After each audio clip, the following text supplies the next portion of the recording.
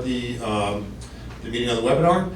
We're just going to wait one moment for those who are participating online to log in, and then Mr. Kuzmarski will begin the meeting. So just one more moment. Thank you.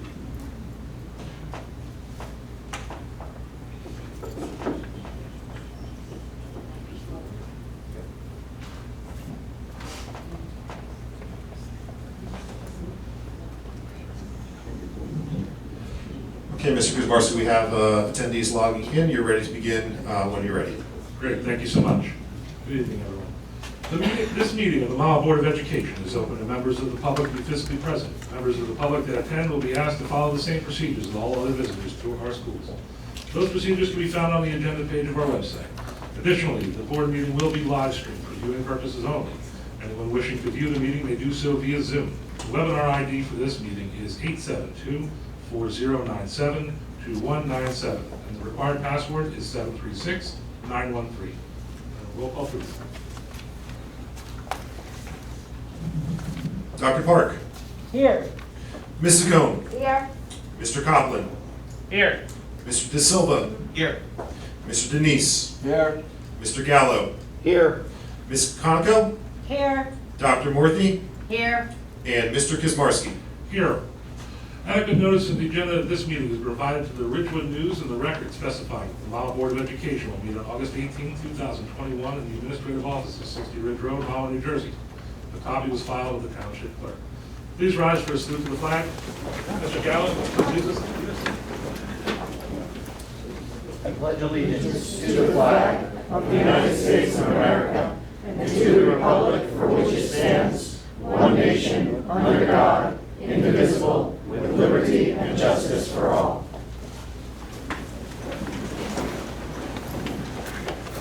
There is no need for an executive session this evening. Moving on to agenda questions. Please limit your questions at this time to resolutions under new business on this agenda. As a matter of fairness, you are asked to limit your questions to no more than one and your remarks to no more than 3 minutes. If you are here representing a group, please identify yourself, the group, and your position in the group. If you are here as an individual, please give us your name and address. This section of public participation will be limited to 15 minutes. Please specify the resolution you are referring to in your question. Can I please have a motion to open the meeting to the public? Mr. De Silva, seconded by Ms. Conoco. Does anyone have any questions regarding anything on the agenda? We will have another public portion next. Okay. Can I please get a motion to close the meeting to the public? Dr. Morthy, seconded by Mr. Gallo. Superintendent's report. Dr. Toro. Thank you, and welcome everyone. There were a couple of things that took place since the last meeting that I would love to report out to the community. The first event was the board retreat that took place July 29th. During that time, we were able to come together as a team, talk about protocols and procedures, take part in training from the New Jersey School Board Association Rep Matthew Lee, and also start to draft some tentative goals for the 2021-2022 school year, both district and board goals. Once those goals are finalized, we'll be putting them forth to the board for final approval, which will be coming in the coming meetings. Another piece, or another event that we're very excited about was new teacher orientation. Last week, August 10th to the 12th, we welcomed 28 new staff members. It was a great group of educators. We were able to speak about Mahwah as a whole, what to expect, and how to be successful. We spoke about communication, expectations. We provided PD on various topics. We talked about what it takes to be a successful teacher here in Mahwah. They're a great group of educators, and we look forward to them contributing to the Mahwah community. We would like to thank the Mahwah stakeholders, which are the local officials and all the various departments, the police department, the health department, a number of other departments that really play a vital role in our functioning as a school community. We came together, we talked about all the current guidelines and mandates and how we can work together for a successful 2021-22 school year. Last but not least, on Monday we sent to the community comprehensive information specific to the reentry of our school year. That being said, we know that more information was needed, So we have a brief presentation that we can speak to not only the summer programs that we just finished, and we promised you a synopsis, but also what this year is going to look like specific to the different protocols with curriculum and instruction, transportation, and all the different things that are needed to make sure that our school year is successful.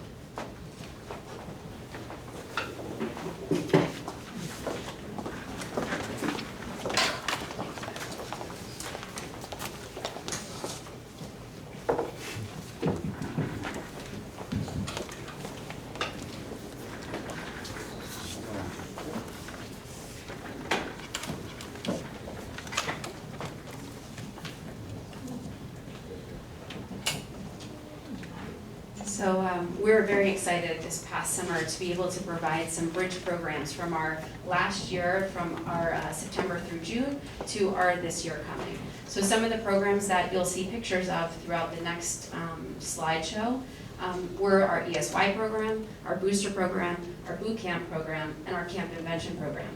Along with these 4 programs, we are also able to offer physical education programs as well as music programs. In comparison to other districts, we're really, really proud because other districts weren't able to get up and running in-person learning over the summer, and we were able to do over 7 programs. So we're really, really excited to show you on the next slide a little sneak peek into what our programs look like in action, and you get to hear from our directors directly.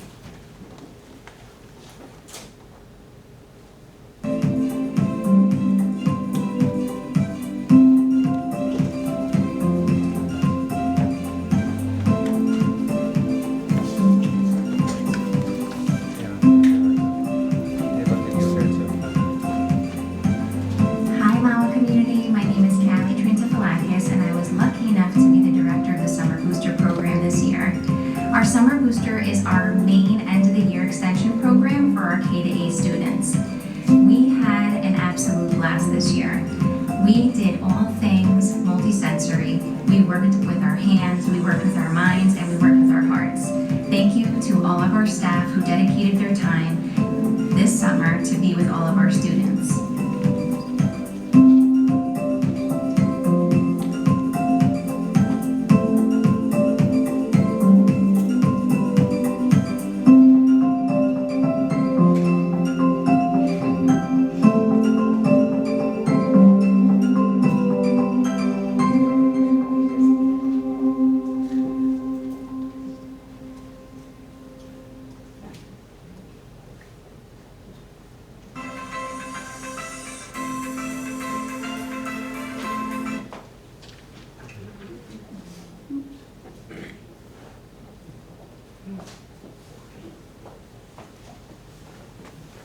We had about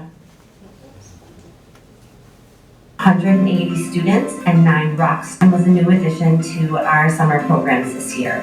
We had about 180 students and 9 rock star staff members that joined us. All students grades kindergarten through 7th were invited to join us for one of our 2-week sessions. We had 2 themes during our time in the boot camp program. One was all about me and the other was teamwork. The goal of this program was for students to review the major concepts taught in math and ELA the past school year. The students completed projects where they were able to meet new friends, learn more about their old friends, and work together as teams. Some of our students created 3D structures and saw if their structure could withstand an earthquake. Others created math equations for their friends to solve to learn about their special numbers. We had other friends who began each session in a flamingo where they got to learn about new friends and learn new things about their old friends. And our oldest students created amusement parks and even created short films. We had so much fun here at the boot camp program this summer. We were so happy to be a part of Team T-Bird Summer 2021.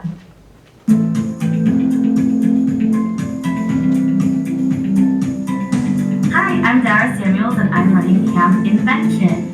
Camp Invention is a hands-on exploratory program that is really for children to design, create, and invent.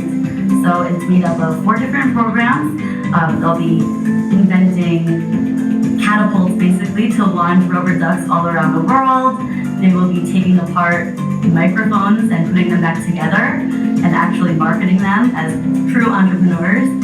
They will be designing and inventing cars that can drive, maybe fly, in submerged water.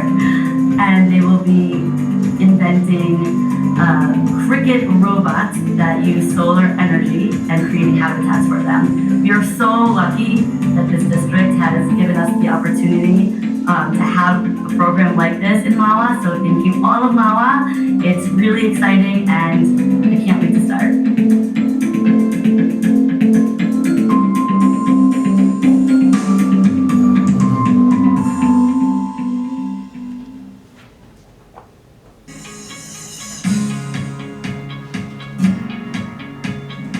Hi Mahwah friends and families, my name is Regina Busnelli and I'm the director of the Extended School Year Program. This program's main focus is to reinforce skills, both academically and functionally, that have been taught to our preschoolers through our high schoolers during the school year.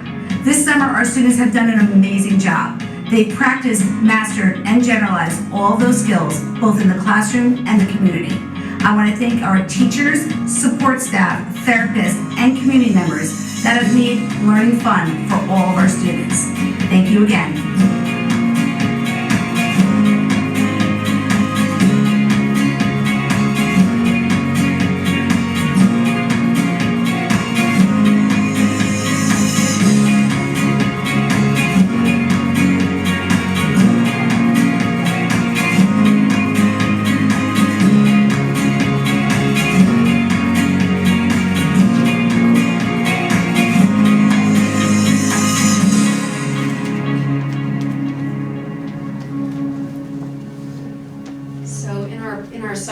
We actually had over 700 students participate this summer, which is amazing.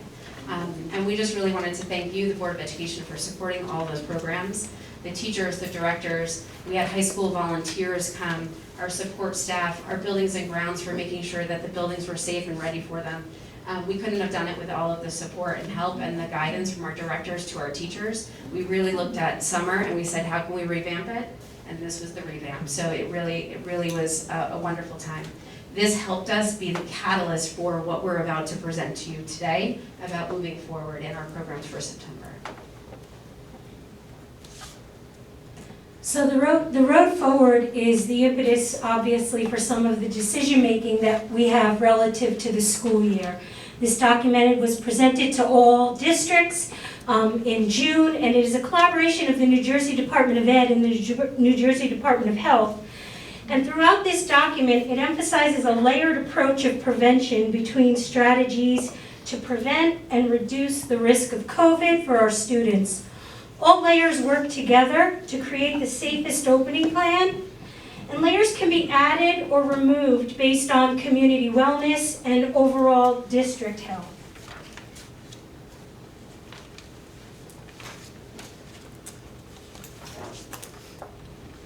So the following are our core tenets in which we will follow in our reopening for the road forward. So, which is similar to last year, we are encouraging staff and students to stay home when they're unwell. And we're encouraging physical distancing, hand washing, contact tracing, including isolation and quarantine when needed, as well as monitoring of community transmission, our local health data, as well as facility cleaning, which we'll hear more about later in this presentation, air ventilation, and encouraging vaccinations of eligible staff. The masking piece, we recognize there are a lot of opinions related to masking. And we are following an executive order from Governor Murphy. On top of that, what we are doing is we are providing opportunities for students to be able to drop their mask at different intervals of the day. So we're talking about phys ed when students are outside, classes when they are outside, obviously when students are eating lunch or enjoying snack, as well as when they're playing an instrument. So along with the core tenets that Dr. Fair spoke about, and along with the guidance certainly of the New Jersey Department of Health and our community stakeholders, including our Office of Emergency Management and all of our town hall representatives, We have here, in addition to monitoring the community transmission, we have received guidance that says that the attestation forms are no longer required for staff or students, and that temperature checks will no longer take place at the entrance of our buildings for staff or students, will be limited strictly to visitors. Certainly, we have our face coverings, as Dr. Fair spoke about, as well as the contact tracing and the quarantine process.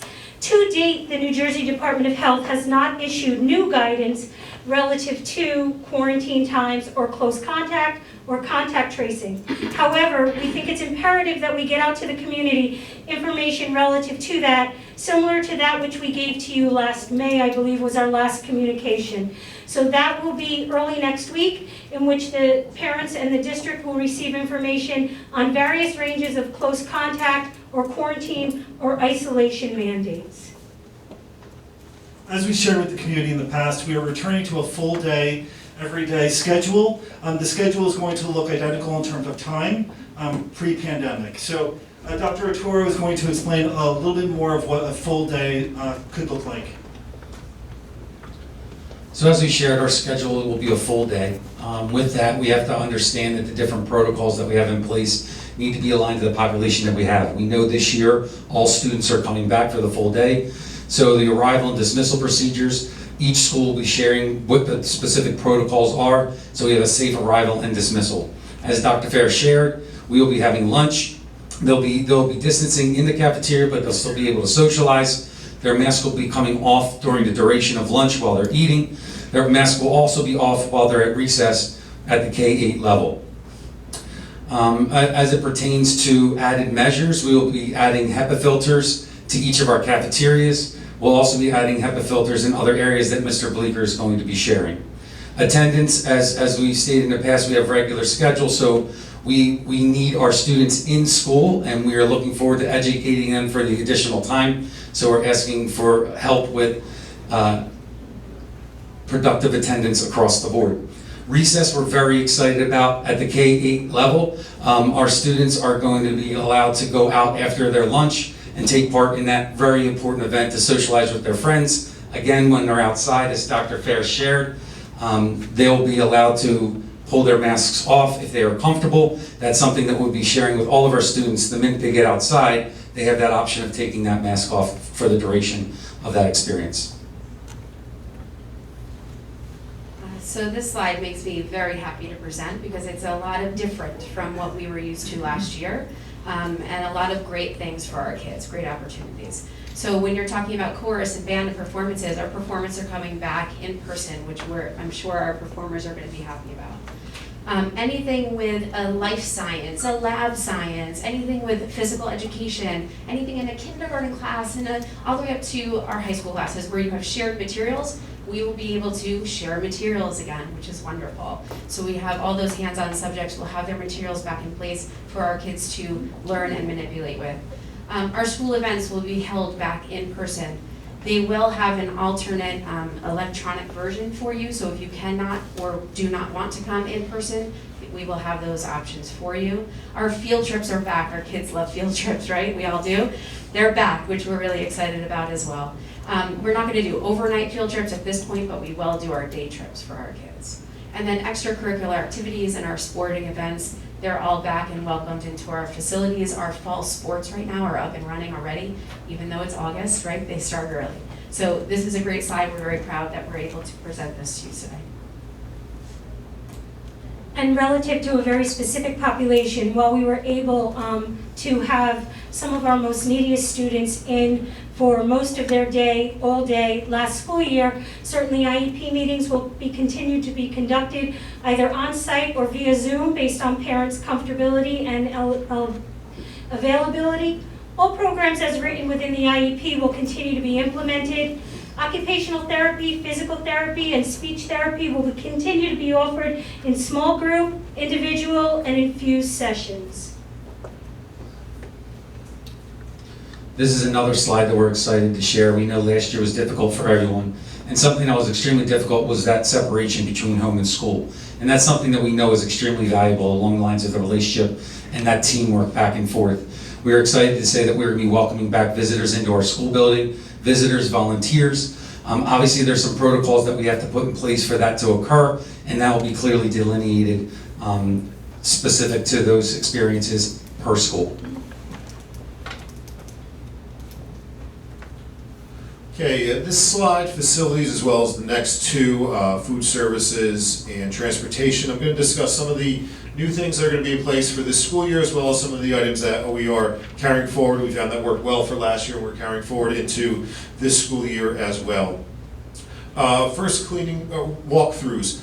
Facility walkthroughs is not a singular event. We've been doing that all summer long. Our principals have been in our schools all summer, constantly going through them, along with our buildings and ground staff, our maintenance staff, our administration, to see where we can make adjustments, where we can improve, where we can bring as many aspects of the classroom in the school back to the pre-pandemic what it was. To the extent possible, we want to bring as much of that back as we can. Cleaning procedures.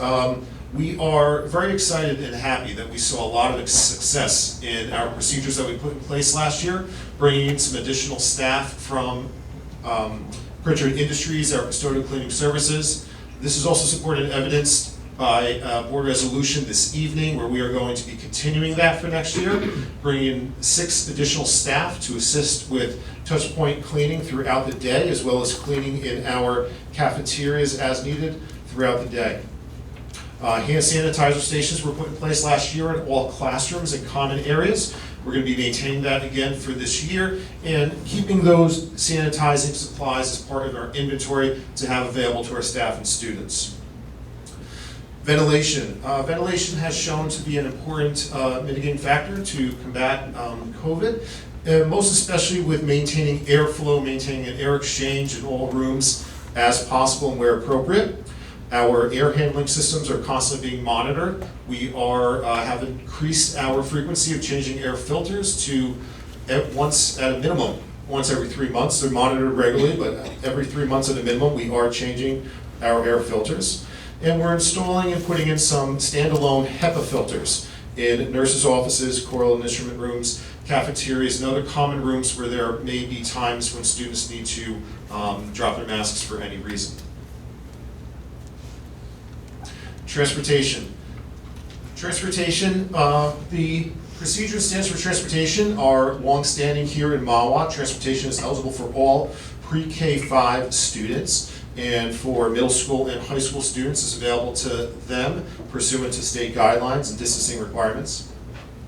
The road forward, that guidance that we received in June was very clear as far as masking on buses and during transportation. Masks are going to be required by all students and staff when riding on the bus. Bus drivers will have additional masks and we'll be handing them out as needed, if needed. Windows and roof vents for all of our buses will be opened. One, the other, or a combination of both, again, to allow for that important airflow and air exchange that we mentioned earlier. The buses distancing is encouraged in the buses wherever it is possible. However, due to the capacity on some of the buses, there may be needs when students need to sit together. During that time, we of course encourage siblings when they can to sit together. And of course, parents may elect to continue to transport their students to and from school.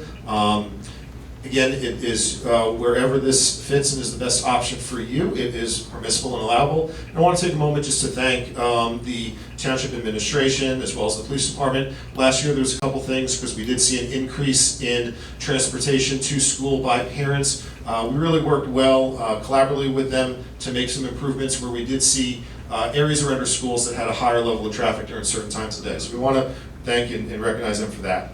And of course, daily, our buses will be cleaned and sanitized. And for food services, lunch for the 21-22 school year, this is a standard reimbursable lunch, is free to all students regardless of eligibility. This started last year and is a continuation of a waiver that's granted by the U.S. Department of Agriculture. Students, of course, are permitted to bring their own lunch from home as well. There's not going to be a pre-ordering system necessary to be in place. We're working with Pomptonian, our food service vendor, to put together a menu for the schools for September. It's going to be released and put out prior to the first day of school. And during the year, while at the beginning of the year, we are going to be just having lunch options, we're not going to be offering any a la carte items to initially start the year. That is one of the first things we want to phase in as soon as conditions allow, hopefully as soon as mid-fall, to have some of those a la carte options available to our high school, middle school, and elementary school students.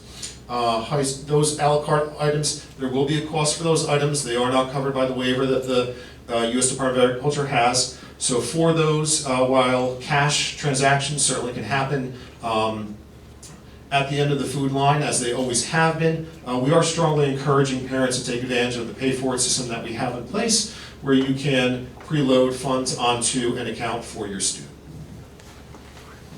With regards to communications to the Mahwah school community, we will be updating our COVID dashboard. It's found on our Reentry website under the tab Reentry 2021, as well as our COVID positive cases, if there are any. They will be communicated to impacted students, classes, and school buildings. We also, as Ms. Rizzo has already shared, we will be, as we learn of new information related to quarantine and travel advisory, or anything related to the New Jersey Department of Health, we will be updating the community accordingly as well.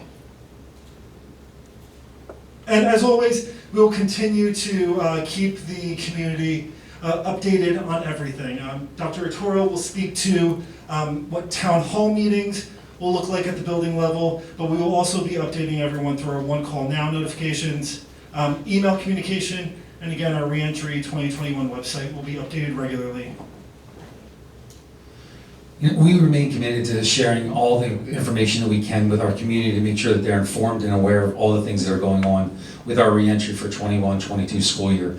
Our first installment of that communication was on Monday, when we sent out the table with all the different specifics, providing yes/no answers. We felt like that was an effective and efficient way to share information immediately. This is our second piece of more comprehensive information. This last piece we found to be beneficial last year, we're going to continue to do this year. This is an opportunity for parents to jump on a Zoom with their building principal and allow the building principal to share building-specific information, but then ask questions that are specific to that building. That granular information will continue to provide more and more information, so everybody is eyes wide open this year coming into the 21-22 school year. Information about those Zoom links will be shared by the building principals in the coming days. This is something that we're very happy about, that socialization piece, that SEL that we've been talking about over and over again. The Mahwah Schools Foundation has partnered with us to provide a really exciting opportunity to our K-3 schools. As we all know, if there is a new teacher or new principal, there's an excitement in the air of who is this person and how do we get to know them, but more importantly, I just want to hang out with my friends on the playground. The Mahwah Schools Foundation is allowing us, or providing an opportunity for us on August 31st from 9 to 10:30 to do both. So we're really happy about that. We're going to be sharing information on an ongoing basis to make sure that hopefully we get a good turnout there. Another opportunity, I believe, is September 10th. Don't quote me on that. Information is going to be coming out for our kindergarten students. Kindergarten get-together just for them is your first time in our school, and we want you to get to know some friends. Again, Mahwah Schools Foundation is partnering with us for that great SEL experience. We keep pushing it, and we're going to continue to keep pushing it. Our Reentry website is filled with information, past information, and up-to-date information. Anything that you need to know should be housed on that website, coming from the numbers that we are experiencing in our district, to all communication that has been sent out, to the most updated protocol. So I continue to suggest that people go to the Reentry website to get all of that information. And that is all the information we have for our Reentry for 2021. Thank you. Thank you.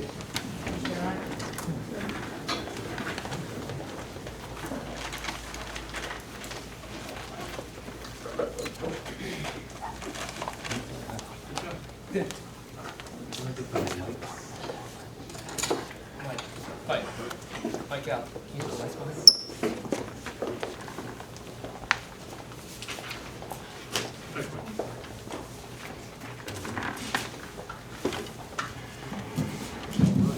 Business Administrator's Report, and Mr. Bleeker.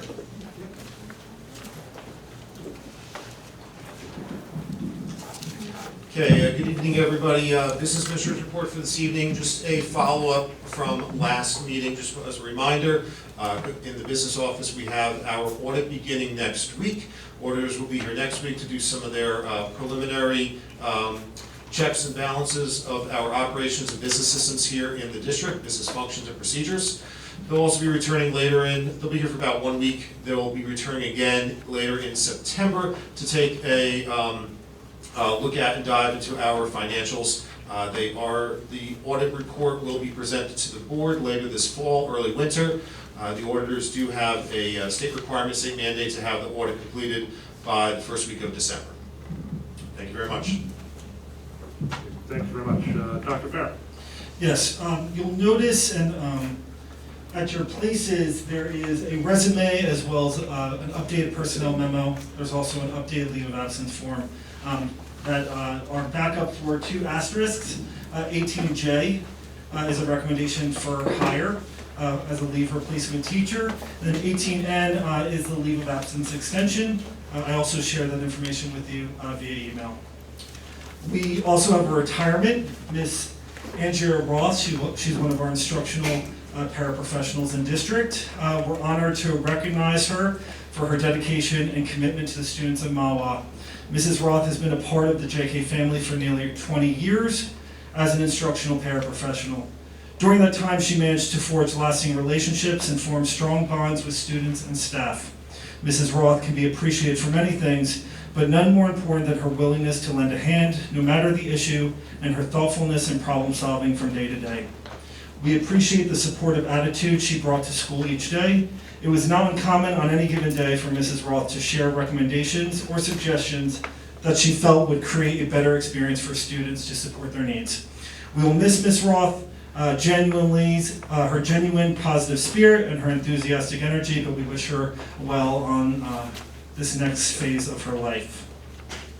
And lastly, 18T, we have a new teacher panel that was formed where we had teacher representatives at our new teacher orientation. So we had Jillian Hockley, who is now Jillian Maurice, Talissa Cole, Angela Duffy, Sarah Levy, Mary Schubert, and Matthew Miller. They were particularly excellent. They sat on a panel, they provided their insights and answered any questions that our new teachers had, and they really did a nice job. So I wanted to publicly highlight them because they were just great. So thank you to them. That's it. Thank you. Great, thank you very much. President's report. Just a couple quick things. I also want to acknowledge the great time I had with you all here at the board retreat on the 29th. I think it was very productive. I thought the training went very well. The conversations were great, and I think there was a good chance to set some goals, and I can't wait to share them with the community in the coming weeks. On a sad note, I would like to just mention that Mahwah lost a legend in the theater arts department, Miss Carol Klinger. Passed away at the age of 95. She was a teacher in the theater arts, teacher here in Mahwah for 18 years. Put on some amazing plays. Cast me in the role of Danny Zuko in Grease in 1988. But she was Where's amazing. that picture? Come on, Ben. Well, you can watch it online, Ramco Ridge, Grease.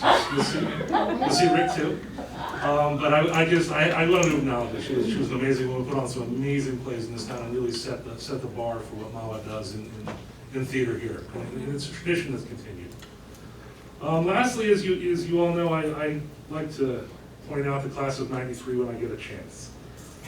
It's near and dear to my heart, but in all seriousness, last week I was honored to attend a presentation for one of our own, Mr. Rick DeSilva. He was awarded probably, I guess it's the highest award he can get in his industry of car dealerships. Out of 17,000 dealerships, there were 40 national finalists, and he was chosen as the dealer of the year. And it was not because of the amount of cars they sell. It all has to do with the amount of work he does in the community. And it's not just the Board of Ed, it's the amount of different charities and organizations and Township in general that he lends a hand to that really got him recognized. And in doing so, he was given $10,000, but not for himself, sorry. He was given to be able to give back to charities that he does anyway, but in this case was a little bit more. And so he was able to give $1,000 to the Bergen Rotary, Highlands Rotary, $2,000 to the Mahwah Museum, $4,000 to the Mahwah Schools Foundation, and $4,000 to the John F. Carter Scholarship. So I just want to congratulate you on that honor, and I wanted to, I just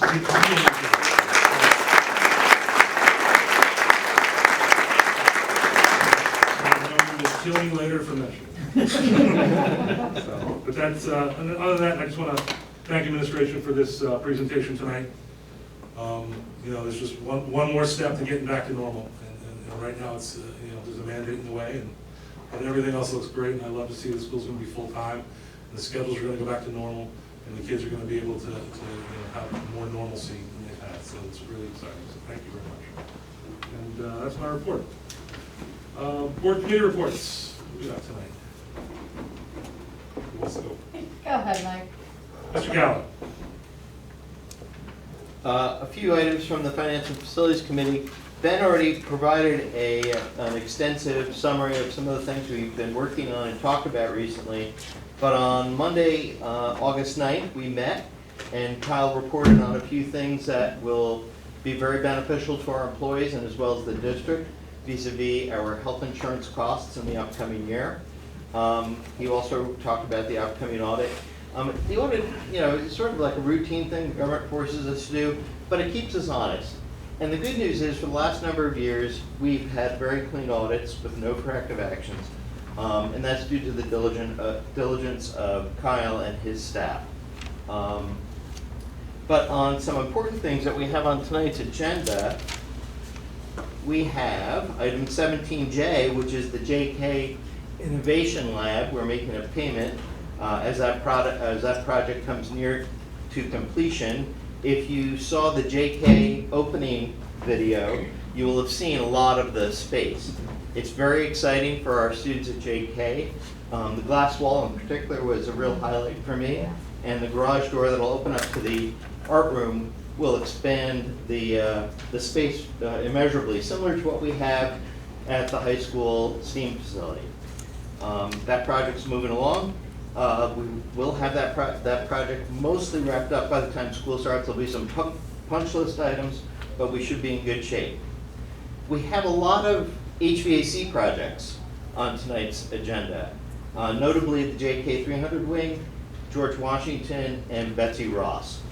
At JK, not to get too much in the weeds, but at JK we engaged Land Associates to help us develop a template for what our HVAC systems throughout the district should be looking like, to establish sort of a baseline standard. Also related to the types of equipment we're using and the types of controls. And JK 300 wing will be our first implementation of that template, but we have design work now going on at Betsy Ross and GW that'll facilitate essentially the elimination of the window-based air conditioning units, and also make the existing HVAC equipment replace it with more efficient equipment.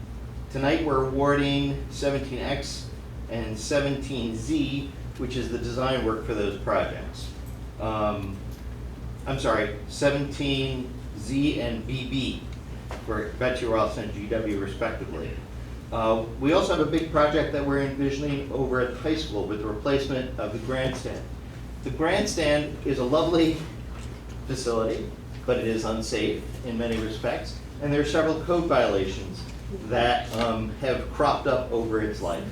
And we're going to redesign and replace the grandstand with a safe, accessible, and code-compliant grandstand that'll serve our community for decades. The other project, we have a couple of other projects that are coming down the pike. So one of the things that's affecting us as the world supply chain issues have been affected, we need to start thinking about when we want to award some of these construction projects. Everybody's heard about supply chain issues. They are also affecting our planning. Kyle and Greg and our architect and engineers from Land Associates in Milliman are considering all those options and how we can bring in long lead materials soon enough and in a timely way so we don't impact the educational program in our schools and we keep all of our extracurricular programs going as well. So for example, the grandstand project, we have to squeeze that into a window so that we don't impact sports functions at the stadium.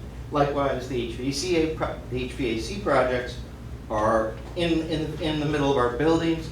We obviously want to keep the educational program going. All of this is related to a more holistic understanding of our facilities and under the discipline that we have under the strategic plan to organize it to support our programs and provide a safe environment for our students and a state of good repair so we don't have sudden surprises in expenditure for capital programs. I mean, we have facilities that are probably worth $180 million. We don't want something bad to happen to that. We want to make investments in a prudent and planned way so that those facilities can serve our students for decades to come. So that's sort of a long-winded report, but there's a lot going on. Kyle's been very busy. Facilities are going to be elevated into our board and district goals. They'll be integrated with our strategic plan, and you'll be seeing a lot more of this stuff coming down the pipe. Great, thank you. And I think I would just say for the public, just as a clarification, the grandstand is safe. Yes. I just want that in the public. It's not as safe as it should be. Quite come out right, I agree. Because it's the original one and it needs to be Upgraded. upgraded and stuff. So, thank you very much. Next on the committee, John, did you have something?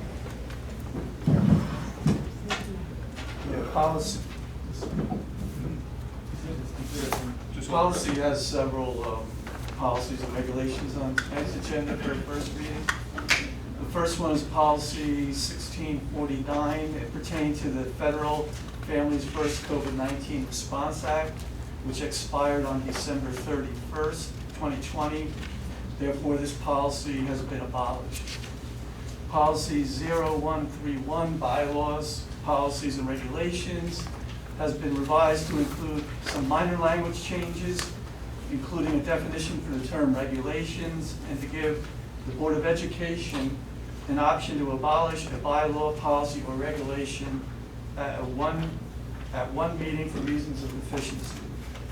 Policy 2421, career and technical education, has been revised to reflect minor changes to the standards that require the school district to determine the career and technical education program offered to their students. Policy 3134, assignment of extra duties, has been updated to clearly define the Board of Education's right to assign extra duties to teaching staff members consistent with the provisions of a collective bargaining agreement.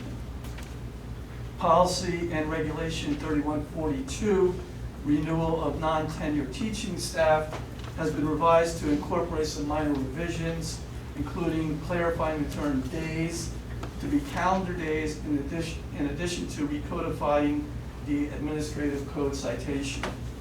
Lastly, policy and regulation 3221 through policy and regulation 3224, evaluations of staff, can be taken together and requires that evaluation rubrics are now to be submitted to the Commissioner of Education by August 1st of each year, where previously was required by June 1st. Thank you. Thank you very much. Dr. Murphy. Sure. Is that good? Can you hear me? So, hold the radio, please. Even me, you can't hear me? Hello? Can you hear me now? Okay. So, I just want to quickly report on, provide a quick update on behalf of Instruction and Curriculum. Dr. Bavino convened a committee meeting a few weeks back to briefly discuss the expanding of the one-to-one initiative at Ramapo Ridge Middle School. That is under our new business today. We will be voting on that 17M. So, due to the success of the program that was in modified form at Ramapo Ridge, it has been recommended to the Board of Ed that we vote to have the Ramapo Ridge 6th through 8th grades implement a full one-to-one initiative, similar to Mahwah High School. So students are going to receive their laptops the second week of September during extended homeroom periods with the district tech staff. They will be allowed to take these laptops home and use them for the duration of the school year. Mr. Corey and Ms. Whalen presented to us that they have worked closely with Mr. Pascal in developing the program, the full program at Ramapo Ridge. They reported that the modified program had very few issues with missing computers or kind of wear and tear, and they were able to be fixed in-house by our tech team. There's also a slightly decreased enrollment this year, so they also have the ability to provide loaners, if needed, to students if something does come up. Parents are responsible for paying the insurance. This is similar to the high school, but obviously the district will help any students with financial need. Now, in order to have the computers in the modified program returned last year, they had to add some time at the homeroom level by shaving off 1 minute between periods. So another positive of this program is that the 6th and 7th graders who may not have used lockers in a while with all that's happened, they're going to have an extra minute in that exchange between classes. So that might be something helpful as they begin this new year. Anyway, the committee, I think, is obviously in full support of this. It's a nice bridge and part of our strategic plan, again, that we're now beginning this in 6th grade and then going all the way to 12th grade. So kudos to our district for putting this in place and great success, I'm sure, at Ramapo Ridge. So we will be voting on it tonight. I just wanted to say the summer programs looked so fun. I wish I was a child again. I know my kids enjoyed the programming at Mahwah when we had summer enrichment, and these look like you guys have taken it to the next level. So it looked like a lot of fun. Thank you. And thank you to the administrative team for the whole road back and the reentry. And again, you know, we look forward to having students back in regular schedule and etc. Instruction and curriculum will start meeting this month, and we will meet monthly, and you know, we look forward to working together and have great things planned for this district. Thank you. Thank you very much. Thank you very much. Mr. Copeland. All right. What's that? We should just start tossing Yeah, to right. each other. All right, first I want to thank the Dr. Turo, Dr. Fair, and all the principals. The welcome back videos have been excellent. I think the last one with GW is dropping tomorrow. Drop it. All right. Well, that's the appropriate term. Sounds great. Sounds like a podcast. It sounds like a podcast. It does. So you can find those on the websites if you haven't seen them. This coming Saturday is the inaugural Cornhole Tournament at Commodore Perry. On August 29th, Food Truck Festival. I think that's at Town Hall, right? The lower parking lot. And last but not least, today is Mail Order Catalog Day. I was kind of surprised that's still a thing. But Mike Galliman asked why today is Mail Order Catalog Day. And it's because it's the anniversary of the first Montgomery Ward catalog of 1872. So, And I have a question. Mr. Copeland, how do you get this little bits of trivia? there's a nice website called daysoftheyear.com. Thank you very much. Okay. So that's all I have. Thank you very much. All right, any other committees? Board member remarks, additional comments, or reports? Mr. Copeland? I have a question on the presentation that was just given. First of all, thank you to all the administration that did it. Inevitably, we're going to have a student or a staff member that's going to need the quarantine. What does that look like? What's the mechanism there to allow for the student to either continue their education or for that staff member, if they're a teacher in a classroom, what does that look like? What's going to happen when that does? We know it's going to happen, so what's going to happen when it does happen?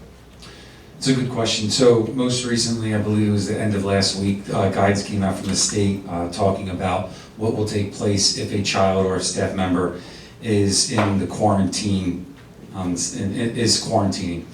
At this time, we're going to be working with our teachers and our principals along the lines of setting up experiences via Zoom for students who are going to be out for an extended period of time, and I say it purposely, an extended period of time. It's not going to be something that if a child is sick for the day, we'll be doing Zooms. It's going to be if they're out for an extended period of time, we'll make sure that we put protocols in place to allow them to access into the classroom, but that's something that just came out last week, and we're working through with administration and the teachers.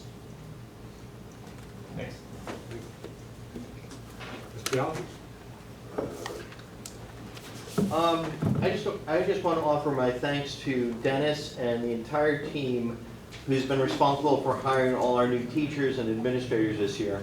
I've been noticing in the newspaper of late many advertisements for teachers, biology teachers, Spanish teachers, ESL teachers in virtually every district in Bergen County.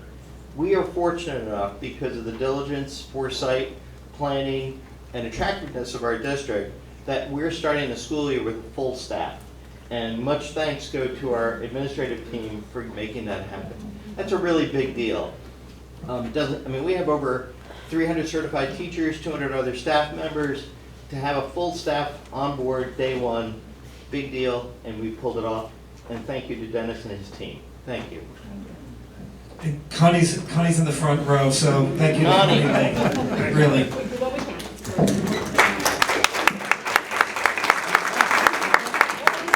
That's well-deserved applause, Connie. Any other board member remarks? All right, seeing none, moving on. Number 16, old business. Can I please get a motion to approve the minutes of the July 28th, 2021 public work session action meeting? Ms. Conoco, seconded by Dr. Morphy. Mr. Bleeker. Dr. Park. Yes. Mrs. Cohen. Yes. Mr. Coughlin. Yes. Mr. De Silva. Yes. Mr. Denise. Yes. Mr. Gallo. Yes. Ms. Conoco. Yes. Dr. Morthy. Yes. And Mr. Kizmarsky. Yes. Number 17, new business. Can I please get a motion to approve resolutions A through FF? Mr. Denise, seconded by Mr. Cohen. Roll call, please. Dr. Park. Yes. Mrs. Cohen. Yes. Mr. Coughlin. Yes and all, but I need to abstain on check number 103-548, check number 103-534, and on 17G. Thank you. Mr. De Silva. Yes, and I'd like to recognize and congratulate Ms. Roth on her retirement. She will certainly be missed, and I hope that she and John have a long and healthy and happy retirement in their next phase. Mr. Denise. Yes. Mr. Gallo. Yes. Ms. Conoco. Yes. Dr. Morthy. Yes. And Mr. Kizmarsky. Yes, but I abstain on DD. Thank you. All right. Number 18, new business personnel. Can I please get a motion to approve resolutions A through U? Mr. Coughlin, seconded by Mr. Gallo. Bleeker. Dr. Park. Yes. Mrs. Cohen. Yes. Mr. Coughlin. Yes. Mr. De Silva. Yes. Mr. Denise. Yes. Mr. Gallo. Yes, and also on 18A, I'd like to add my congratulations to Andrea. She's been a great neighbor. She's a very fastidious neighbor. And based on all I know of her experience in the schools, when she told me of her retirement, she was very, very, very sad to leave. But she's moving on to another phase of her life, and I wish her much success. Ms. Conoco. Yes. Dr. Morthy. Yes, and I'd also like to wish Mrs. Roth a very happy retirement, a happy and healthy retirement. I remember every exchange, I think Dr. Fair was very well said. Her smile, her positivity, she just exuded love for this district and all the children in it. So she will be missed. Thank you. And Mr. Kizmarsky. Yes, and I would echo the sentiments of Ms. Roth. I do wish her and John the happiest of retirement. All right.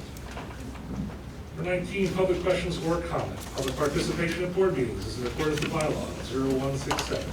At this time, members of the public may ask questions or make comment on educational issues or school matters of community interest.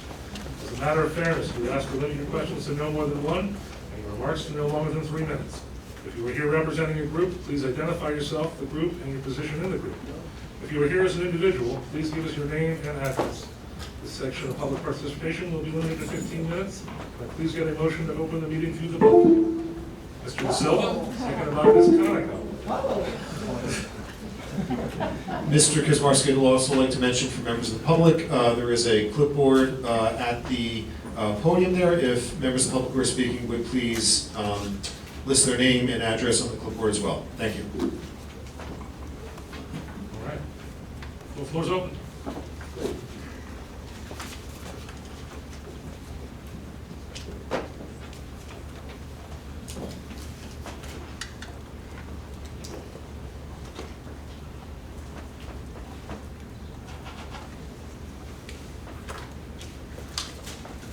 Hello, Phil Ross, 1 Manor Road, Mahwah. I'd like to first commend the district for the work they did on the boot camp. I thought it was a great success, great job, and also on your work toward getting us back to a full day. You guys did, it's a great thing. I'm glad we're able to get that moving forward, have full days of school. Does bring me to a point though. There was a study conducted by Dr. Emily Oster from Brown University. And the study depicted that there was no difference in transmission between children, whether they are masked or unmasked. There was no difference. And also, if you notice what I'm wearing an N95 mask and goggles. If you want to prevent a virus, or at least mitigate it, the transmission and the contraction of it, you have to be outfitted like this. And I really don't see anybody else with an N95 mask on. There's reasons for that. Very difficult to breathe. It's very uncomfortable. You're very, very hot here. And if you're going to use this as a preventative measure against a virus or against spreading a virus, as a doctor would, you have to change your N95 mask every time you meet someone new. You just can't have it on all day, like many people are doing. And the masks that you're wearing right now are prophylactic at best. What are the long-term effects going to be on our children for this? Are there any studies on the carbon dioxide that the kids are breathing constantly all day? What about the psychological ramifications, not being able to see each other's faces? This is where I'm going with this. I understand that there is a mask mandate. I understand that. The thing is that as taxpayers, as citizens here, we put forth a referendum. And the referendum showed that we prefer not to have masks. This was put through. I'm Paul. This was put through. Okay? We sent the survey out and we all got the results. Now, I understand that you are getting the information from above and you have to abide by these edicts and so forth. But you know what? We're citizens, we're not subjects. I'll tell you, I look around the room, I voted for many of the people up on the board. You're representing us. And the people who are not voted in, you guys work for us. You pay your salaries. And we have spoken. And you know what? It's time for you guys to represent us and have what we want put forward. Okay? I know the agenda of the people in this room. The agenda of the people in this room is for the betterment of the children. I don't know the agenda of the people above you, but I do know one thing. You're taking the orders from someone who runs a state who has the absolute worst death rate per million people in this country. The worst. And we're taking orders from that person? Look, you guys represent us. We have put forth a referendum, and we do want this addressed. Now, I know that you don't have an obligation to engage and have provided me with comments. I understand that. But I've also sent other information. I've sent statistics, I've sent data, and I've even sent other information on proposed curriculums, and I haven't heard back. So what do I do for that? Okay, if I can't get my answers here, and I'm not getting my answers on the things I sent a couple weeks ago, what is my next line of recourse? Do I have to go to the county and address it at that level? Or what are we going to do? So I want to know, how am I going to get these answers, and how is our referendum that we put forth going to be rolled up?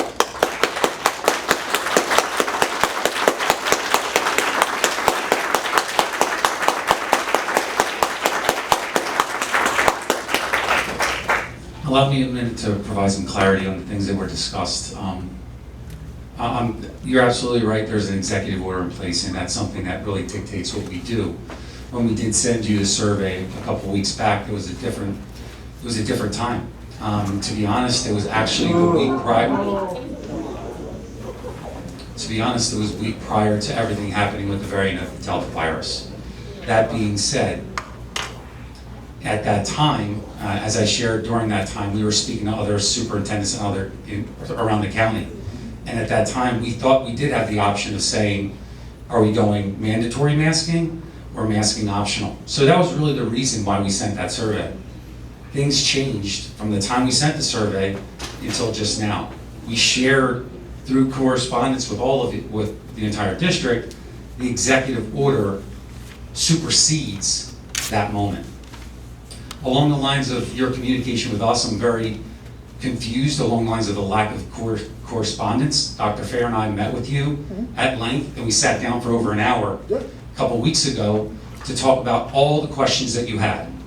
So along the lines of your lack of correspondence, I'm confused on what you're looking for, but I just don't want misinformation to be out there that things are being sent and they're not being replied to. No, a lot of people have sent a lot of emails. Okay. We've been very respectful of that, and we've been corresponding with everyone. There's no misinformation going on here on my part, because I sent you an email as a follow-up to our meeting and as a follow-up to the Board of Ed meeting that we had here. I sent an email that one was not responded to, so there's no misinformation coming on my part here.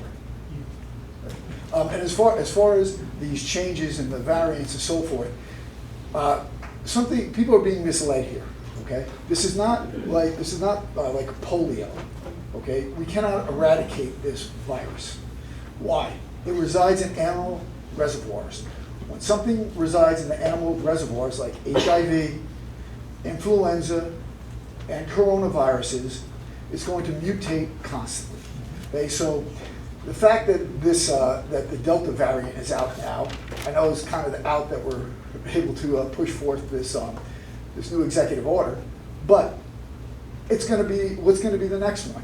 And the next one, and the next one. It's going to be continuous. Right? So are we going to be masking up, changing it every 3 seconds, every time a variant comes out? Because there's also a report just out today that it's also now seen a decline in the Delta variant in some areas. So, and again, I'm going to harken back to this. You're representing us. Okay? We're going under an executive order from someone who has the worst record in the country. Okay? The worst record. And also, just to let you know, that those HEPA filters that we're all putting in right now, I recommended them to the state a year and a half ago when this thing first came out. It's about time they come around. So, do we have anything, are we going to address the other issue that I brought up regarding the last correspondence that I didn't get anything on? I believe he's saying he replied, so we'll No, there's no reply. Well, Mr. Ross, thank you for If your I missed comment. it, it was me. But Mr. Ross, thank you for your comment. Thank you very much. Okay, thank you. Thank you.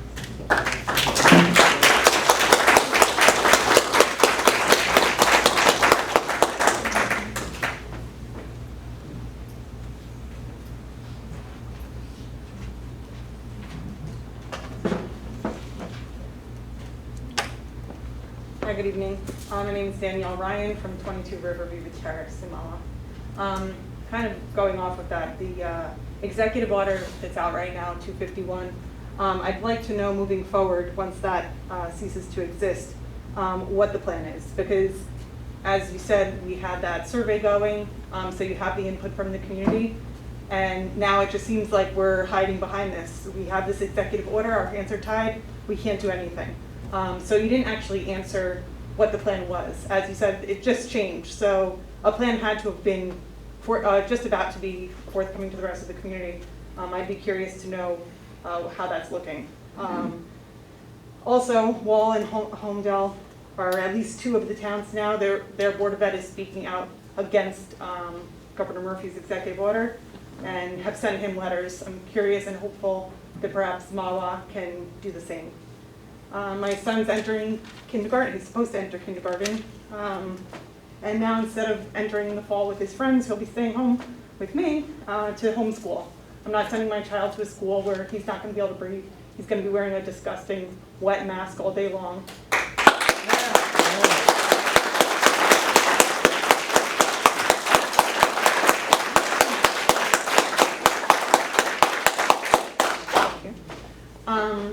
Again, this isn't up to you, but masks in other countries did not start this young. My son's 5.5.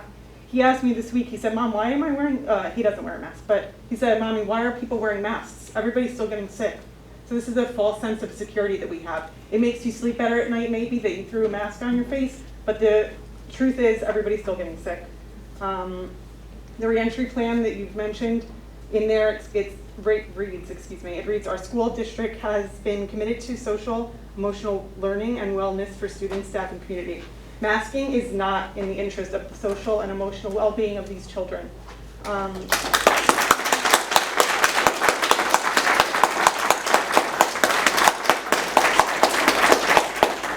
Unfortunately, it's come to as you see the emotional reaction to both sides of this issue. Masks are being used as a weapon. It's turning neighbor against neighbor.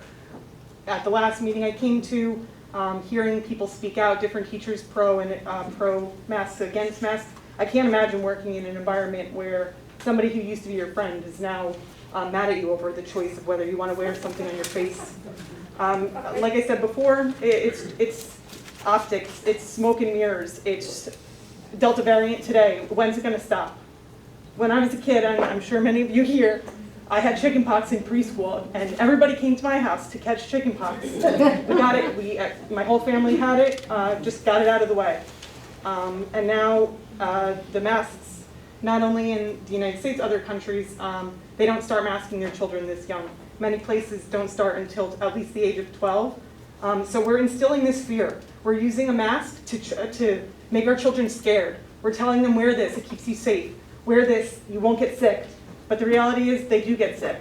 And they're scared, and now they're just scared. They don't know. A teacher last week said, no problem wearing the mask, or a few weeks ago, the masks, no problem. The kids, they don't mind. It's because they're scared.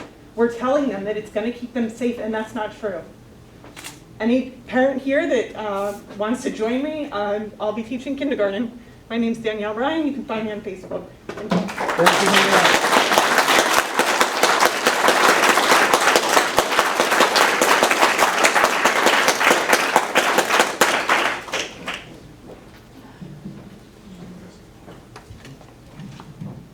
Hello, my name is Rachel. I'm a Mahwah resident.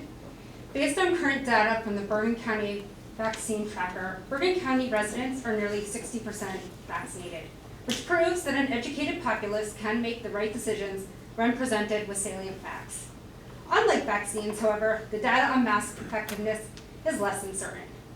A recent University of Louisville study has shown that the spread of COVID in various states was essentially the same, whether states mandated masks or not. Mask quality and use also plays a significant role in transmission. Yet there currently is no required mask design. Other studies have shown that wearing masks inhibits social and emotional learning and distorts speech and the ability to process language. Governing by force, coercion, and fear is always easier than negotiation and compromise, but it should never be an acceptable strategy in a free country. Our Constitution remains intact even in the midst of a global pandemic. Sacrificing liberty for temporary or perceived safety is a trade-off encumbered with dangerous consequences. The fact is that wearing masks does not provide any level of protection against viruses whatsoever, and its nebulous cost-benefit ratio does not warrant a statewide mandate. Educate, inform, motivate, and the American people will deliver.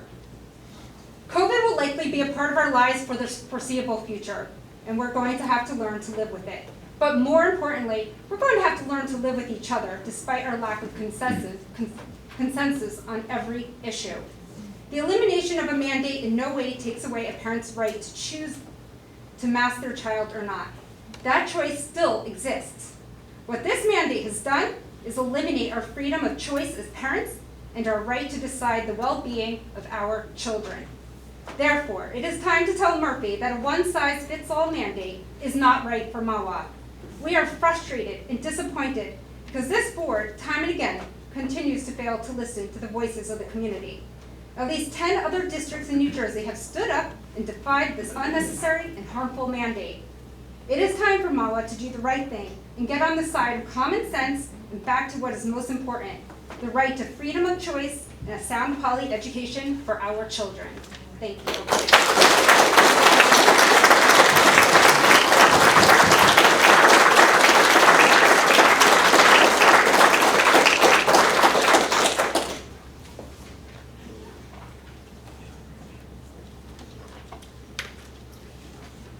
Good evening. My name is Zoe Casotis, and I live on 46 Alcott Road in Mahwah.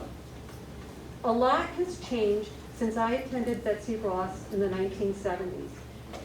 At a parent-teacher conference, a teacher told my mother, children of immigrant parents cannot learn English properly. At a different parent-teacher conference, another teacher similarly told my mother she held lower expectations for success for kids of immigrant parents. When I was in second grade, a new student joined our classroom. She was blind. A specialized teacher was brought in to help her learn with the aid of a Braille typewriter. Shockingly, a vocal group of parents adamantly insisted the new girl be removed from the class. Why? Their rationale ranged from, why should the taxpayers pay to educate somebody like her? Why does the girl get special attention and a special teacher, but not my child? And we don't want someone who looks like her in the same class with our kids. My father wrote the Board of Ed saying the girl was entitled to an education just like any other Mahwah child. Thankfully, the Board of Ed didn't buckle to parental pressure and the girl remained in our class. Our teacher, Mrs. Boyle, came up with a simple way to engage us with the girl. Each week, a different student served as her buddy. We helped her with her coat, guided her to her seat, kept her company at lunch, recess, and so forth. Many diversity programs I have participated in were poorly designed, woefully inadequate, selective in their definition of diversity, misguided, or divisive. But teaching diversity and inclusion doesn't have to be complicated, tedious, or onerous. Because of Mrs. Boyle, we received lessons on empathy and compassion very gently and effectively. We focused on the girl's personality and character and did not dwell on her noticeable disability. Most of us learned that despite her condition, she was not a freak of nature, as some of the parents would say, but she really was a person with likes, dislikes, dreams, and fears just like any other child. Thank you.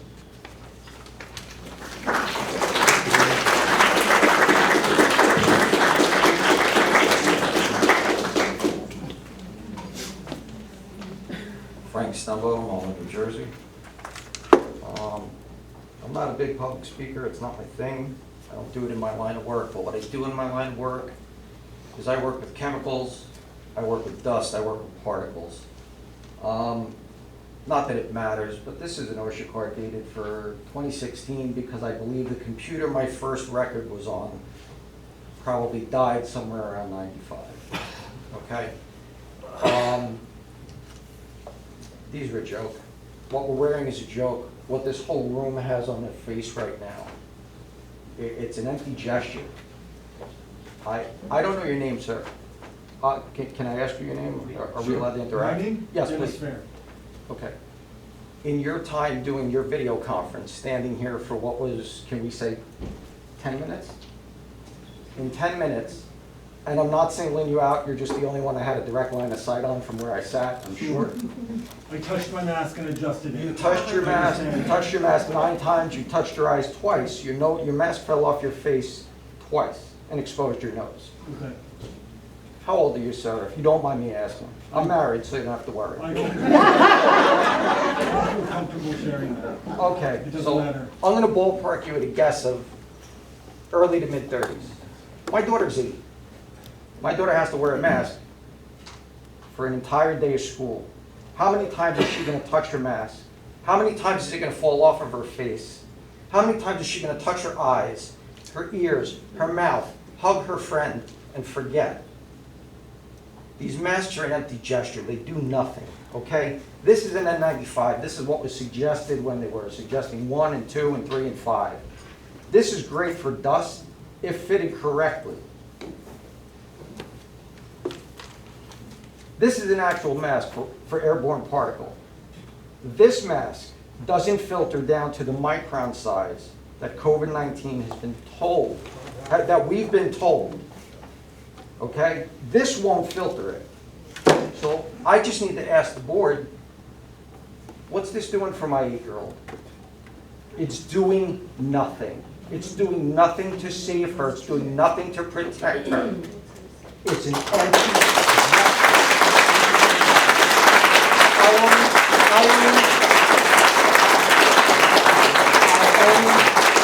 only have one question for the board.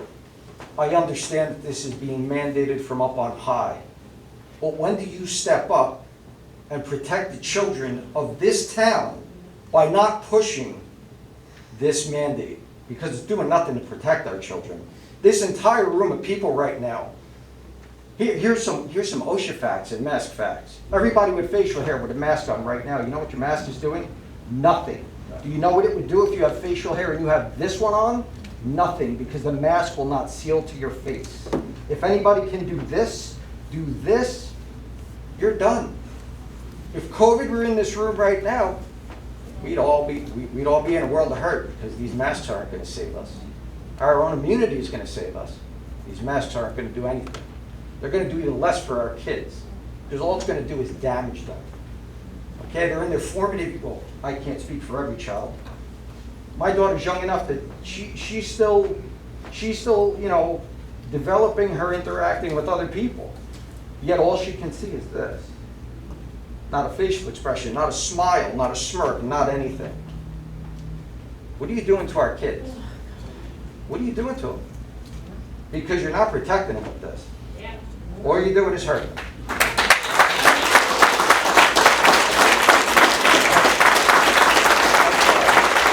I didn't mean to walk away. Is there anybody? Nothing? Oh. Sure, I'll say something. What do you got? So, since COVID, there have been hundreds and hundreds of mask studies, right?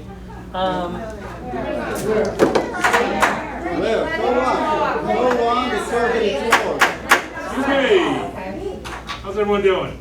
Thank you.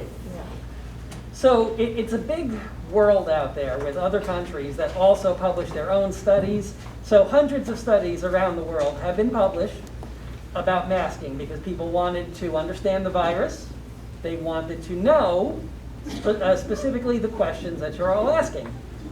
Which masks work? Are these masks working? And so on.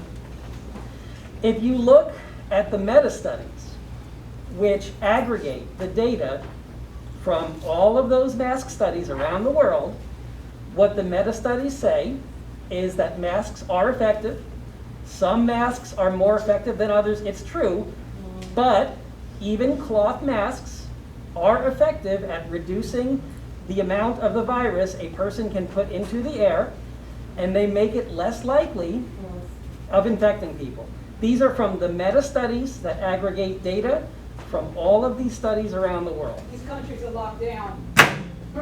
So that's just one thing. Okay, so I'm sorry, but what I'm hearing is not reflecting what I have seen in the research, okay? Noah, can I ask a question since I'm still the mic? Ask a question, Frank, but I'd like to be, excuse me, someone's on the microphone, let's have a little respect, thank you. Okay, so can I pose a question to you? What experience, other than what you've read, do you have with wearing a mask for dust, anything airborne, vapor, or anything else, in your own personal experience, in what you've done for a career, or what you do for recreation, or whatever reason you may need to wear a mask, other than what you've read? Tell me your experience with a mask. So if I wanted to know about virus transmission, I would not go to someone who works with dust. I would go to a scientist who works with virus transmission. Have you seen, out of curiosity, have you seen what those viral technicians wear that deal with these? Have you seen what they wear? I think we're good. Thank you, Frank. We're great.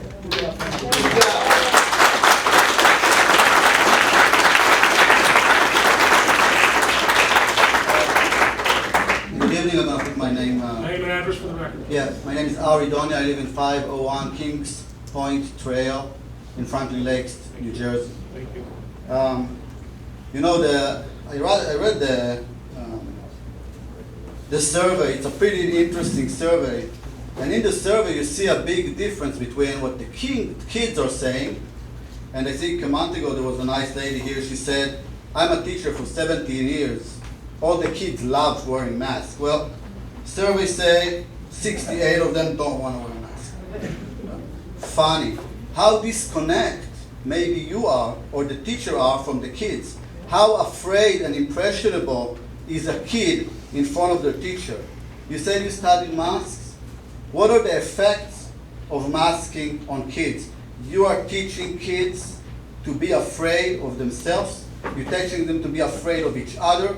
You're teaching them that the world is a dangerous place. As for studies, I study a lot. I do a lot of big data analysis for my living for many, many years. Bring a single study, that shows that masks are working, and I'll say I'm wrong. There's not a single one in 18 months, and before that of 10 years. All right, not a single one. Now, I know none of you wanna or ever believe that as a board member, they would need to be in such a difficult time. None of us did. But you're an elected official. You represent the people behind me. You represent the citizens of this school district, and you owe them. Other school districts to step up. Are you brave enough to step up and do what you need to do for your children? For the children who cannot even vote. They count on you to represent them. 68% of them say they don't want masks, and they count on you to represent them. If you won't represent them, we're just going to elect somebody else that will. And it's coming very close. All right?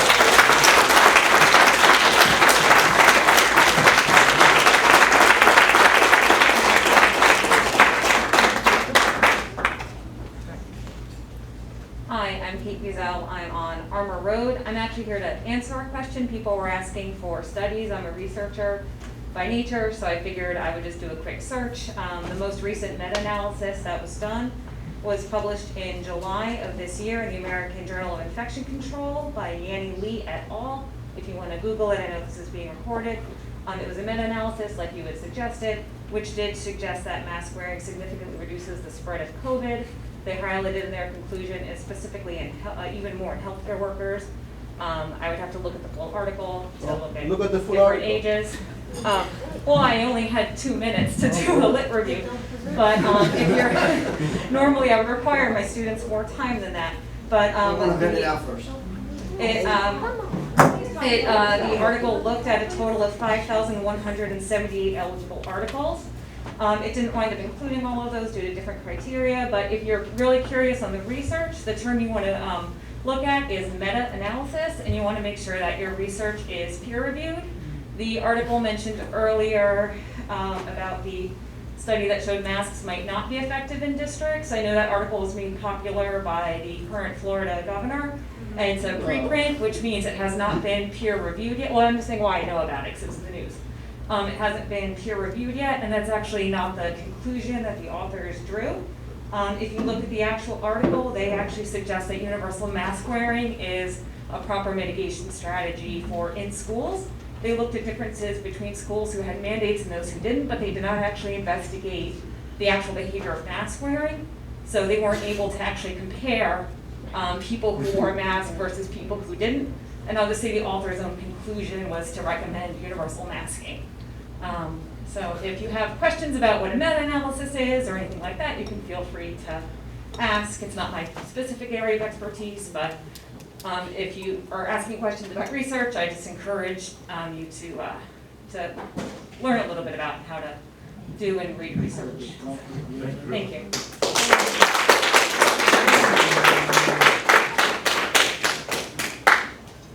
Short people. Michelle Salzman, 10 Stonewall Court. I don't know anything about meta-analysis, but I do know if everyone was so afraid, I'm not sure why we're all crammed in here when we had an auditorium right down the road.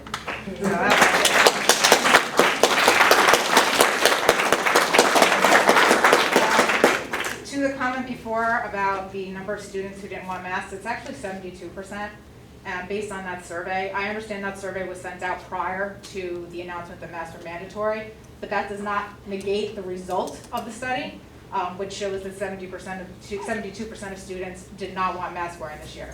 I understand there was an executive order, so my question is, since this district is very concerned with social emotional learning, how are we going to address the emotional and social needs of the almost 75% of our student body that did not want masking?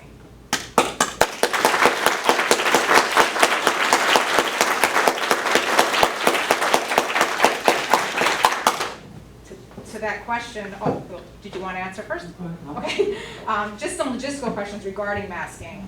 You had mentioned outdoor gym, there wouldn't be a mask because there's no mandate.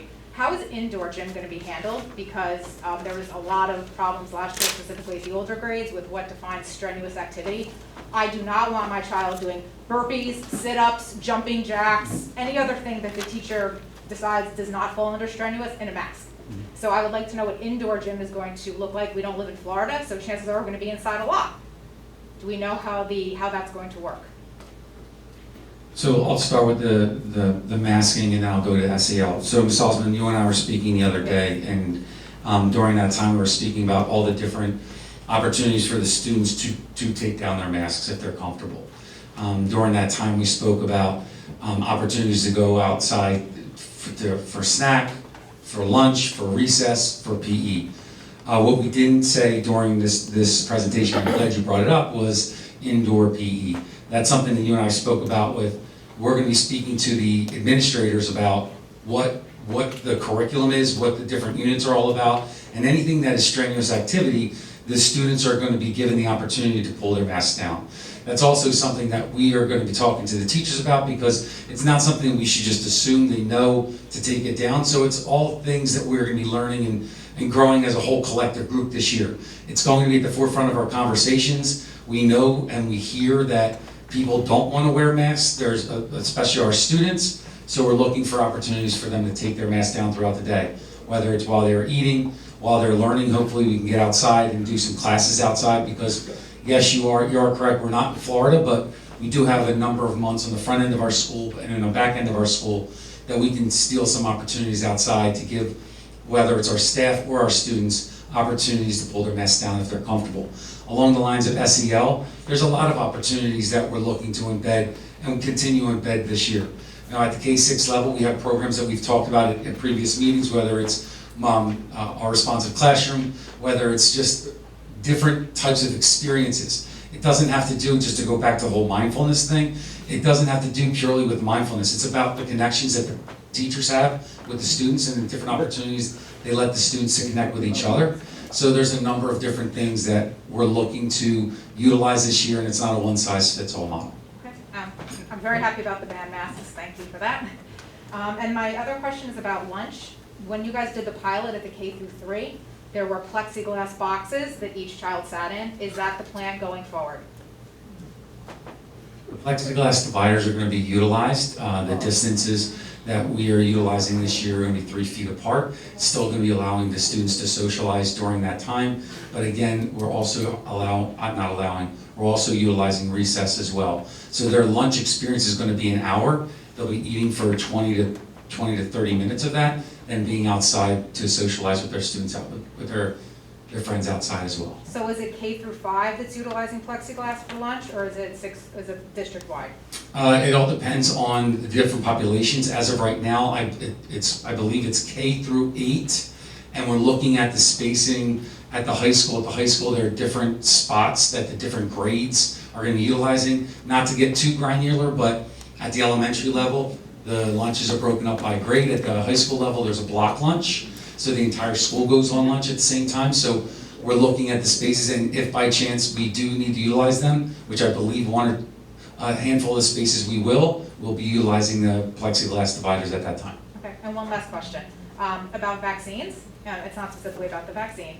I'm just wondering if the teachers are going to have a role regarding speaking about vaccines. I've seen some, articles where they're promoting having the teachers discuss this in class and kind of track conversations and encourage kids to get it. I'm not saying Mahwah is doing that. I'm just asking if you've heard about it and if that is in Mahwah's plan, or those discussions be left for the home environment. That's not something that is in discussion in Mahwah. Great. Okay, thank you very much.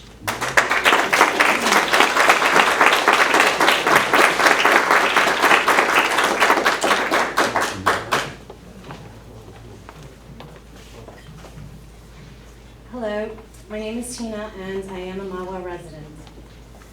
Thank you for allowing me to speak tonight. I am a Mahwah parent and a lifelong Bergen County resident. My family just recently moved to this beautiful town and district August of last year because of the schools and their excellent reputation. We were thrilled to be a part of this community. However, today I am here because of the mask mandates. I'm speaking because of my child's voice, my 8-year-old, my 12-year-old, and my 13-year-old. There are very serious downsides to forcing masks on children. Masks are ineffective and they actually are harming our children, physically, spiritually, and psychologically. Some statistics that you've all heard before. We know that children are largely unaffected by COVID with an infection fatality rate and hospitalization rate of 0. It's 0.0004. This is an established scientific fact recognized by the CDC. Cloth and fabric masks have not been statistically proven to protect the wearer in any clinical trials as per the FDA. Masks lower the intake of oxygen, which reduces our immunity. Our cells and organs require oxygen to be healthy, and depriving them of this is devastating to our immune systems. Masks increase the risk of infection by constantly inhaling bacteria and toxins, and they become a breeding ground for hundreds of different bacteria while breathing in our own waste. Masks were also found to contain hazardous carcinogenic chemicals known as PFCs, perfluorocarbons, and PFAs, polyfluorinated substances. PFCs are toxic to human health, with many scientists calling for them to be banned. But no one talks about this. These chemicals are used in the textile industries as oil and water repellents on fabrics. But it's okay, right? So we have a chemical cocktail in front of our nose and mouth that has never been tested for either toxicity or any long-term effects on our health. Psychological risks are as well. Masks also create a constant level of stress while preventing human interaction and connection. They cause isolation and fear. They dehumanize people, creating a society of fearful, faceless zombies who no longer talk to one another. No child should ever have to go through this disgusting mandate, sit in a filthy, food-covered, toxic, bacteria-infested mask for 8 hours.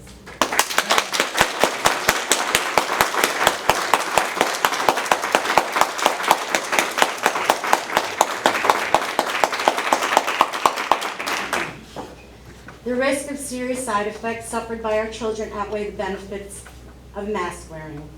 To justify this decision to mask the students, we will need the following: data that provides proof in which masks benefit the children in our district physically and medically. Proof that masks and CDC guidelines cause no harm to the students emotionally, mentally, physically, and spiritually. A study that shows communication between kids, teachers, and their peers have not been adversely affected by masks. I believe that you have a responsibility to protect our children, when they're in your care and in your classrooms. I'm not going to sit back anymore and allow my child to be abused by these mandates. So today, instead of saying we are following the mandates and we have to follow these executive orders, say, you know what, we're not following these harmful mandates because it's not in the best interest of our children. We're going to fight for your children, and your children will have a choice. It's time to stand up against these executive orders and these tyrannical mandates. Parents need to make medical decisions about their children if they will be wearing a mask or not. If parents want their child to wear a mask, it should be their choice, and they should do so. And I will stand up for those parents' freedoms as well. No one cares more about the health and well-being of a child more than their parent. Bureaucrats and Phil Murphy do not know what is best for our kids. The parents do.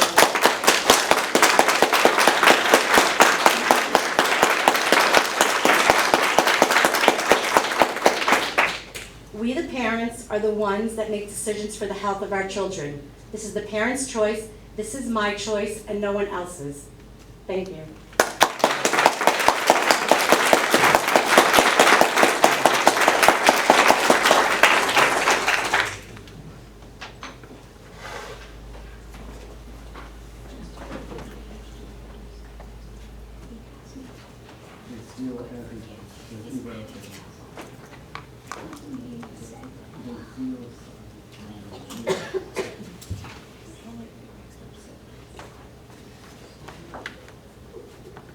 Hi, I'm Terry Kabakis. I live over on Deerfield Terrace, and I just have a question. Do you know how many of your teachers are vaccinated against COVID? Percentage-wise? No. You don't? No, our nurses do. We do not know. Okay. Well, the reason I asked is I saw my pulmonologist today, and I asked him, I said, what is the situation with these children who aren't old enough to get the vaccine? And he said, well, in all honesty, the young kids don't get that sick. They don't end up in the hospital.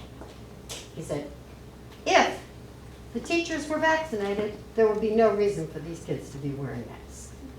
He says, because their transmission between each other, it might happen, but they don't get that sick.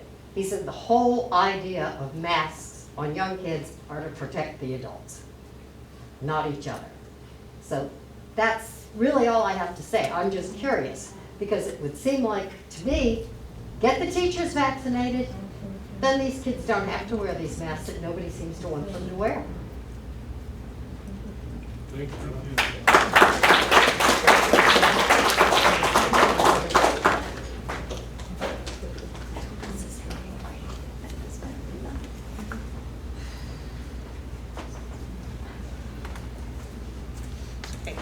Good evening, everyone. So my name is Patricia Barcella. I'm at 1 Babbitt Ridge Road. So I've been taking in all of these comments about masking and hearing, the arguments about how dangerous it is for our children. And I just have to say, just from pure observation, I don't even need to pull out any studies, although there are plenty of studies that show the effectiveness of mask wearing. I just want to say, if you look at the tide, the number of coronavirus cases when this virus first hit over a year and a half ago, once we put in place all of those mitigation strategies like masking and social distancing and hand washing and using sanitizer, what we began to see is that the numbers started to decline. As a result, our economy started to open back up. People were eventually able to drop the masks when they were outdoors. We were able to socialize a little bit more naturally. What's happening now, obviously, is that the Delta variant has surged, and it has caused us to rethink and to put back in place some of those strategies that we had before. I don't think anybody in this room wants to deal with the situation we had a year and a half ago when we were all at home in lockdown having to do virtual school. That is not a scenario that I think anybody wants to deal with. And if you think about the alternatives to not wearing a mask, that is a very possible scenario.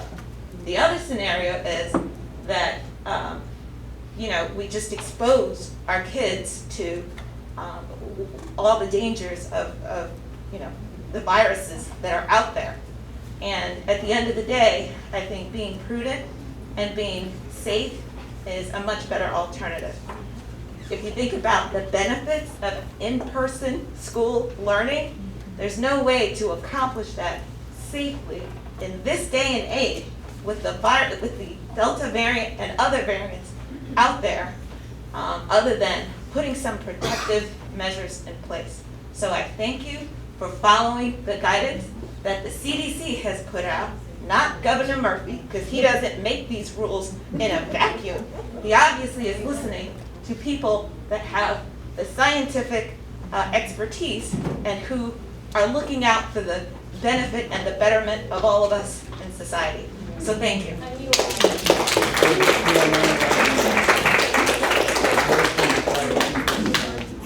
Hi, Julie Conti, 88 Island Road. I'm just here to ask you once again just to take into consideration perhaps making masks optional.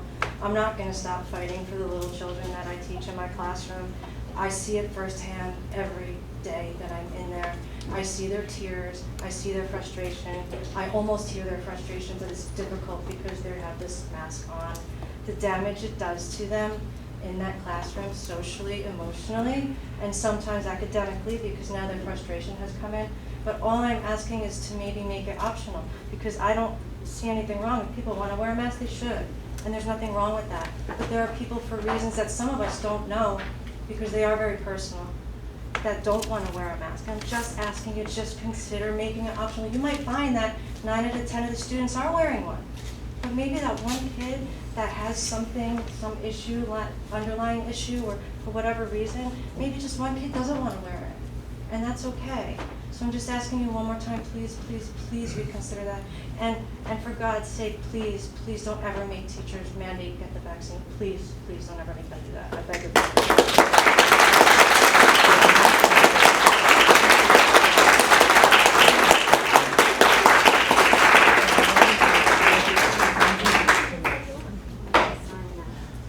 Hello, Ann Powley. I live on West Crescent Avenue. I wasn't really intending to speak tonight. I kind of was hoping that the mask thing was temporarily behind us. It's very intimidating to walk into a crowd like this, especially with police outside. It's upsetting to see our district come to this, not our district, our country. I naively thought a year and a half ago when everything started, I said to my husband, this is a silver lining. COVID's going to bring us together. We're going to have a common enemy. We're going to work together, and we're going to get through it. And it ripped us further apart, and it's hard to see. I hear a lot of fear and a lot of anxiety on both sides.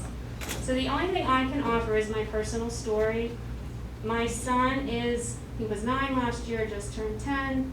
He's hearing impaired. He wears 2 hearing aids. Obviously, seeing someone's face is a huge factor to him in understanding and taking in all the knowledge. He came to school all last year. He had an amazing experience. I picked him up every day. He was bouncing. He was laughing. He made new friends. I was like, how did you talk to people with the 6-foot distance? He got their emails. They played video games online. Him coming to school last year was an absolutely wonderful experience. And I want to thank all of you. It was an incredibly difficult year.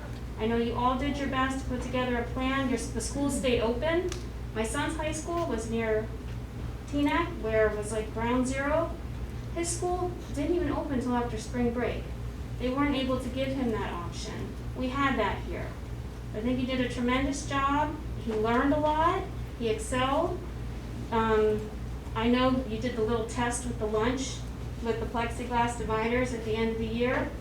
Obviously that wasn't so great. He still had fun. He's fine. He's not afraid. He's not worried. We talk about the masks at home. He knew early on they were to protect grandma so that she wouldn't get sick. He knows we do it to protect our friends and our family. And I'm very grateful he's got a full day to come into. I'm also grateful he's going to have a mask in the beginning until we see what Delta really means. I see the news, I see children's hospitals at capacity in other states. children are being affected more this year than they were last year. So I know these decisions haven't been easy. I know it hasn't been easy to be here and bear the brunt of everybody's anxiety, but thank you. I think you're doing a great job. I'm looking forward to a wonderful year. And I know the masks are not ideal, but nobody asked for COVID. So we have to do the best we can together. And I think the more anxiety we show at home, that might affect our kids more. They're so resilient. He'll sit in the back of the car and forget his mask is on, you know? And not like he's wearing it at home for fun. My son is not traumatized by having a mask on. So thank you.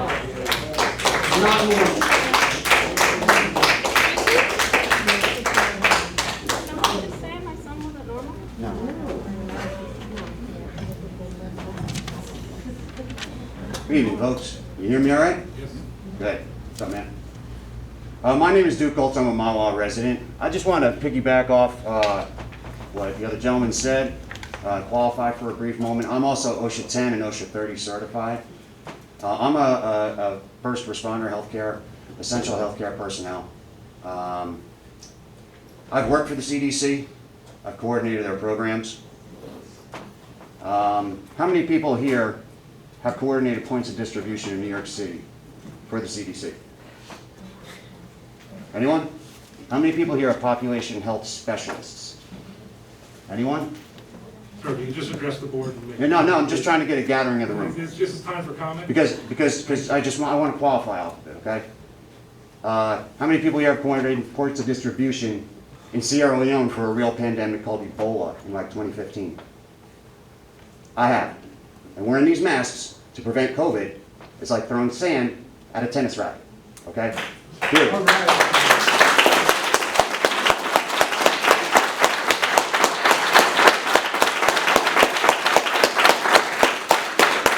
I think it's safe to say I'm the subject matter expert in the room. Listen, we understand that you have top-down measures that you have to listen to, that you have to walk in line with. We ask, we request, we demand that you advocate for us and the overwhelming amount of people in this town and children who requested that mask be optional.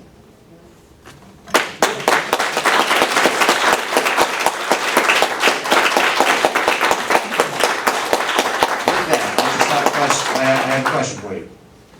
How does the Mahwah Board of Education officially define mindfulness and inclusion?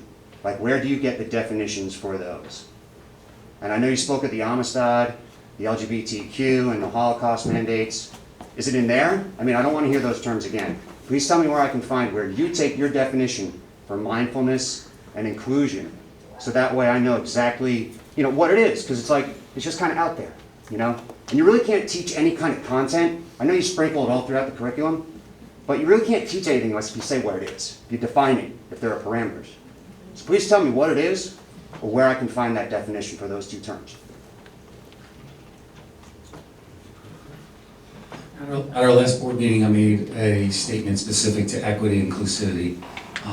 And so that's our first step. At the last board meeting, I also shared that the specificity of what that looks like specific to each grade level, those questions can be asked to the building principals, and they can walk you through where those entry points are. So you can get some clarity on where your child experiences those, whether it's through ELA, social studies, or any other subject matter for that matter. Along the lines of mindfulness, we have been doing mindfulness in our district for probably 5 years now, but mindfulness is not the sole SEL component of what we do with our students. I've shared at a couple of meetings what we do at each grade level.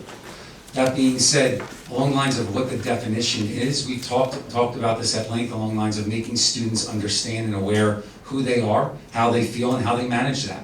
And that looks and sounds differently at different grade levels. So along the lines of what's the actual definition, that's very hard to define when you're talking about a K-12 school system. There's experiences embedded throughout all of our K-12 grades. So your question, as I shared in previous meetings, you'll get more clarity at the grade level of wherever your child is.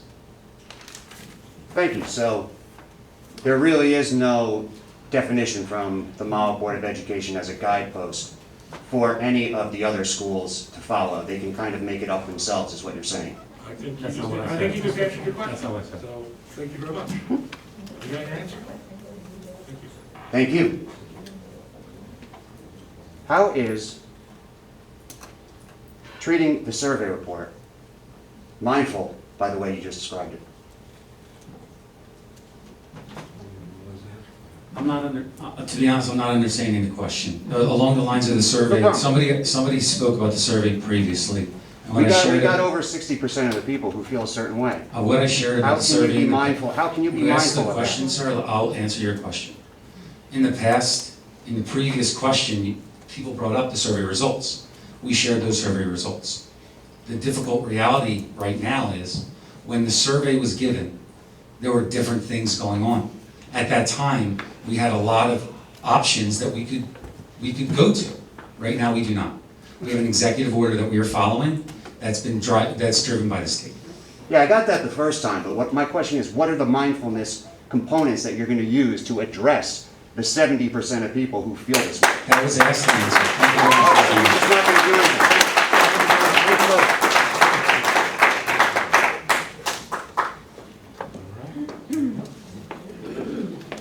As long as everybody else has spoken, I would just, somebody mentioned hospitals, and I did have that in my notes as something I Sorry, wanted to could you just mention. give the name Sure, and address? Danielle Ryan, 22 Riverview Terrace. Thank you, Ron. I didn't bring it up because I felt it wasn't pertinent at this point, because the diseases that are going around that kids are hospitalized, if we want to talk about that, are RSV. My 1-year-old had it. She's never been in a daycare setting, but she got it.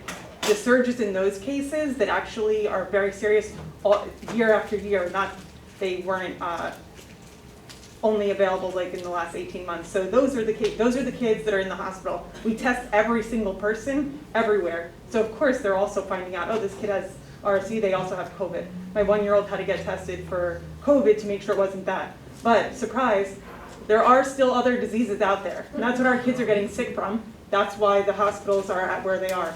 Those diseases last year didn't exist because we just shut down the world. But so now this year we're having a surge. The doctors said these diseases are not summertime, they don't come in the summer, but because the immune systems, our kids were wearing masks, weren't interacting with other children, our immune systems are suppressed. So kids this year, not just COVID, this entire year, you're gonna see a surge in all types of sicknesses that usually our natural defenses would take care of. But because we've lived in a bubble for 18 months, our children no longer have that immunity. Thank you.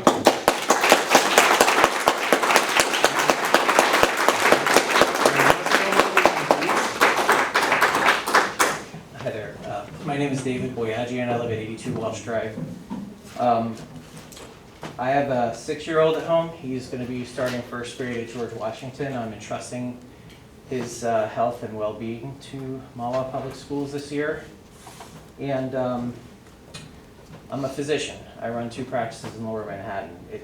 It's my personal opinion that this dust mask, the way the average 5 or 6-year-old wears it, is not a terribly effective barrier.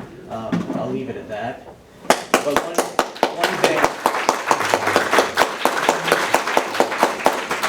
one thing that I think is moderately effective, perhaps the only thing that we know that is to make sure that all of the adults surrounding our young children have been vaccinated.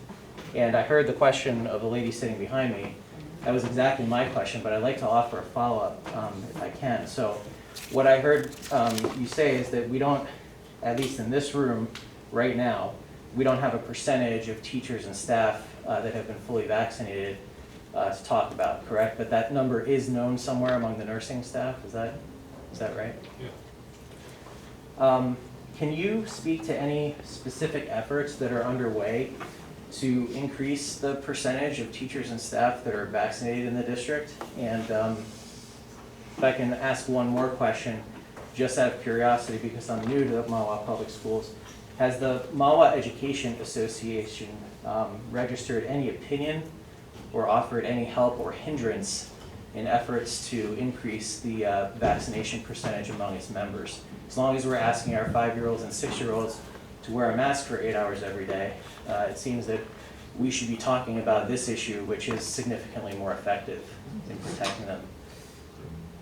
Understanding that you're new to the district, welcome to the district. Last year, we made a couple different presentations at board meetings, spotlighting some community members that volunteered to get appointments for our teachers. If you remember, in the spring last year, when vaccines were coming out, it was very difficult to get appointments. We worked with the MEA.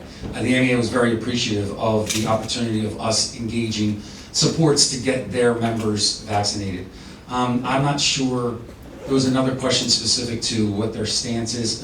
Can you repeat that question? Yeah, have they registered any opinion or offered any help or hindrance in efforts to increase vaccination among their members? I can speak, there's been no hindrance at all. Okay. We've said this on a number of different occasions.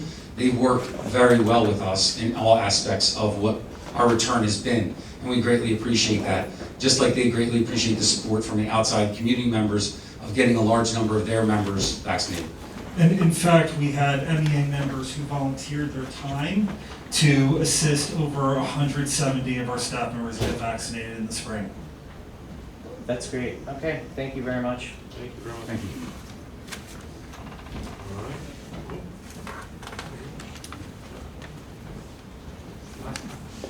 Hi, Andy Butel, President of the Mahwah Education Association. That was perfect. Figured I could weigh in a little bit. I just want to echo what Dr. Toro and Dr. Fair had said. Yeah, last spring, throughout the year, really, we really tried to work collaboratively. There was a mutual interest for sure in terms of easing the access to those members who were interested in getting vaccinated.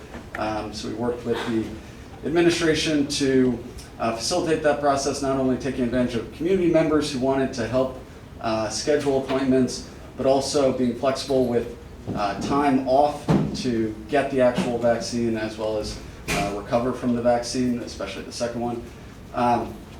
And just kind of a point in terms of the summer and this conversation about reopening, I'd like to thank Dr. Turo and Dr. Fair for meeting with me several times this summer, listening to the concerns, the questions that we've had regarding health and safety in the context of the continued pandemic, as well as instructional questions as we go into this year. Certainly, we're hopeful that it is more of a normal year than last year, going back to full day in person, but recognizing that it is going to be a unique year for sure. We appreciate and agree with the prioritization of health and safety as really the number one concern as we enter the year. I just want to say a quick other point. Over the last few meetings, there have been some concerning comments, veiled and not so veiled attacks, I think, on the teachers of this district from some of the members who have spoken here. I think it's important to point out that we have a tremendously high qualified staff here in Mahwah. Mahwah is consistently ranked among the top public schools in the state of New Jersey. New Jersey is the #1 state for public education in the country.